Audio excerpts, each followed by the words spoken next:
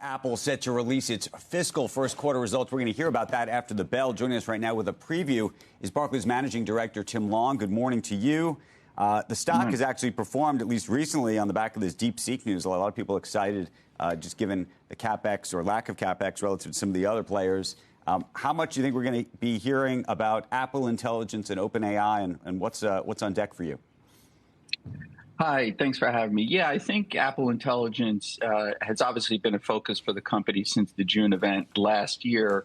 We're likely to hear more about the timeline of some of the phasing of getting Apple Intelligence into other markets, still not in China and a lot of Europe, given language and some of the regulatory requirements in each of those places. So I think we'll probably get a little bit more of a timeline. You mentioned DeepSeek. Apple obviously is taking a little bit more of an asset light approach to AI. So they are not spending CapEx and building the AI infrastructure like a lot of the other large internet companies are. We'll see if they stick with that strategy or not. In our view, so far, Apple Intelligence has not been successful. So we do think maybe they might have a little bit of a reboot in strategy over the next year for their AI offerings. What do you think we're going to hear in terms of phone sales, which is, of course, the driver of all of this?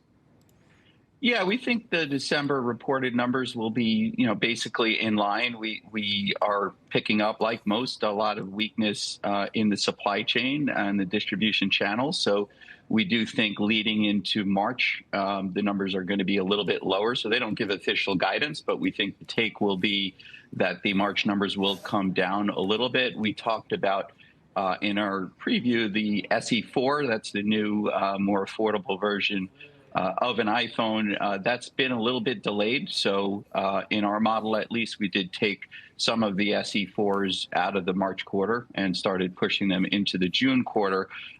So that's contributing somewhat. But I think more broadly, the iPhone 16 has not really been the success that probably not Apple or most investors had been expecting. So we still see overall weakness. We've got to run, but do you see a transformative moment come this next fall? I mean, we keep waiting for this sort of sea change, a step change in terms of people swapping out their phones for new ones. Yeah. On one hand, the age of phones is very old. So at some point, we are going to start to see some upgrades. On the other hand, there was a lot of expectation that Apple Intelligence would help in this prior version, the iPhone 16. So if they say for the 17, it's going to help, there's going to be a little bit more pushback on that, I believe.